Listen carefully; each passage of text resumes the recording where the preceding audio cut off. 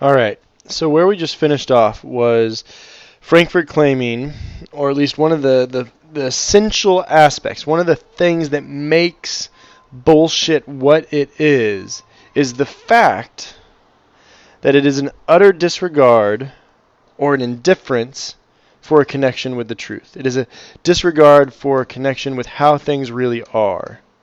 And that, for Frankfurt, is extremely troubling. Okay? And notice that that is different, and we're going to get into this here, which will also connect where we're going. But that also plays an important role in the fact of and with the notion of lying.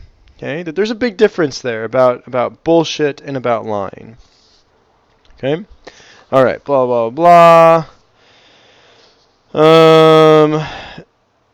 It talks about kind of bullshit sessions where, you're in a group of people and you start, kind of bullshitting with each other. And again, you're kind of like floating in this orb of not really talking about the truth, right? And there is kind of a productivity in that where you can connect with others, you can have some, fun and meaningful times when you're just bullshitting.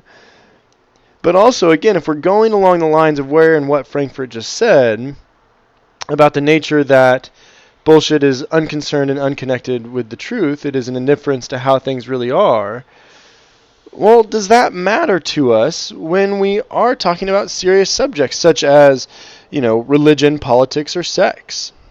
Right? People are generally reluctant to speak altogether openly about these topics, but kind of under the guise, G-U-I-S-E, of bullshit, right? Maybe it's a little more comforting or a little bit more acceptable because, again, we're not really going to be discussing or claiming truth. We're not going to really be paying close attention to how things maybe really are. Okay?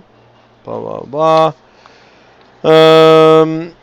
Each of the contributors in a bull session relies, in other words, upon a general recognition that what they express or say is not to be understood as being wholeheartedly or believing unequivocally true. The purpose of the conversation is not to communicate beliefs. Accordingly, the usual assumptions about the connection between what people say and what they believe are suspended, right? We kind of have this, again, suspension, or we have this, I was just using the phrase, kind of like the truth is kind of an orb that is existing above us in a way.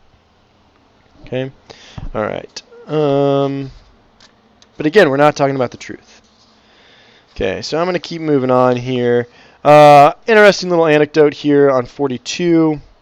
When we characterize talk as hot air, we mean that what comes out of the speaker's mouth, is only that. It is mere vapor. Their speech is empty without substance or content, right?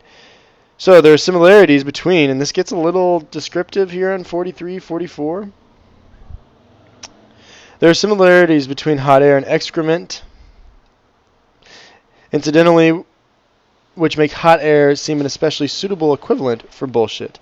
Just as hot air is speech that has been emptied of all of its informative content, so excrement is matter from which everything nutritive has been removed. Excrement may be regarded as the corpse of nourishment. What remains when the vital elements of the food have been exhausted. In this respect, excrement is a representation of death that we ourselves produce, and that, indeed, we cannot help from producing. Perhaps it is for making death so intimate that we find excrement so repulsive. In any event, it cannot serve the purpose, sustenance, or any more than hot air can serve a means of communication. Okay?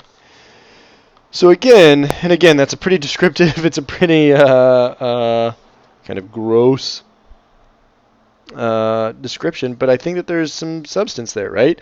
The idea that excrement is void of nourishment, any sort of nutrients and nourishment, the same as the case with hot air, right? It's just vapor. It doesn't hold any sort of weight.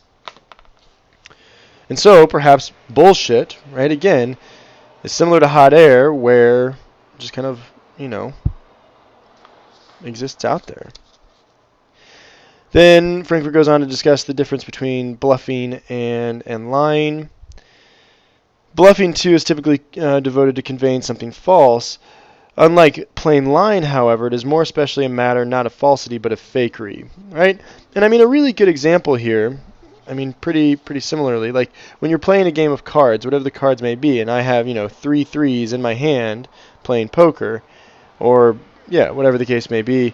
And I'm trying to, convince you either by my betting strategy, maybe by the looks that I'm giving, or just kind of by how I'm trying to present myself, that I have more than just 3 threes. Maybe I'm trying to, say I have a full house, 3 threes and 2 twos, right? And so I'm kind of lying, but I'm also just mainly being fake because ultimately, right, I'm kind of being a phony because I don't have a full house. I just have 3 threes, and I'm going to be found out. Okay? All right, 49 here. Blah, blah, blah. There's an important difference between lying and bullshitting, but that the latter is preferable to the former. Blah, blah, blah. Sorry, continuing on here. All right. Continuing on. All right. Yeah. All right. Blah, blah, blah. Sorry. All right. So I'm on page 60 to 61 here, okay? And so this is where Frankfurt is describing kind of this connection between truth and lying and bullshit, right? And we have kind of this little sheet up here of bullshit being short of lying, okay? And again, truth is that which is, or that which can be claimed as true is that which is concerned with how things really are, okay?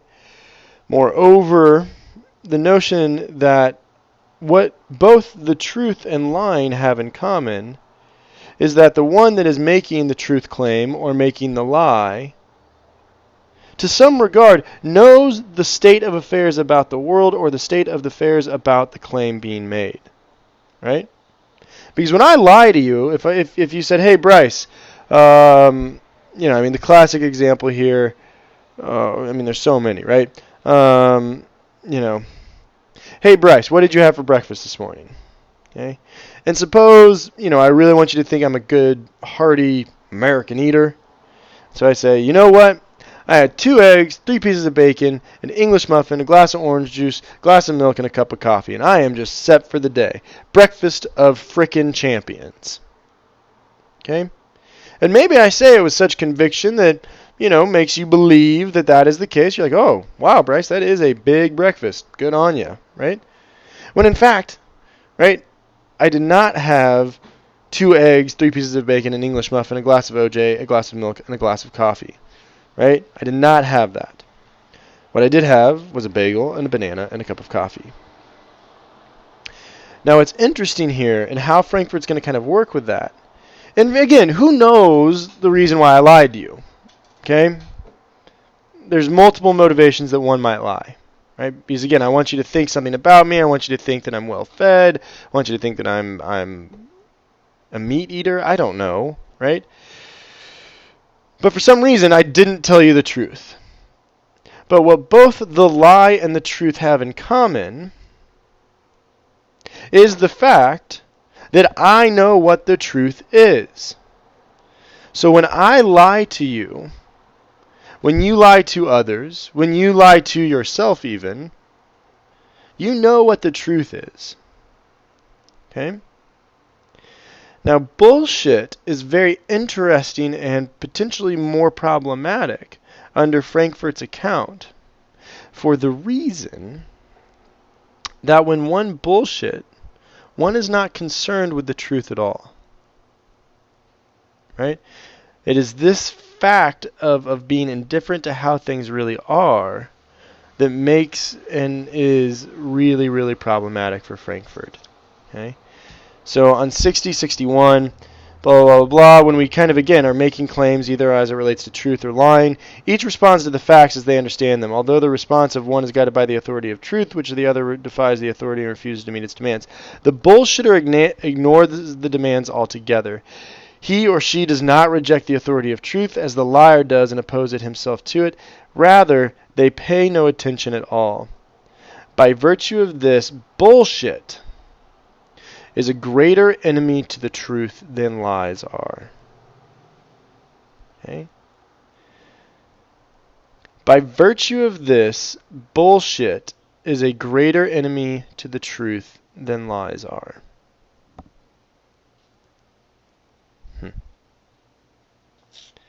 Why might that be the case? Well, it goes back to the example that I just gave.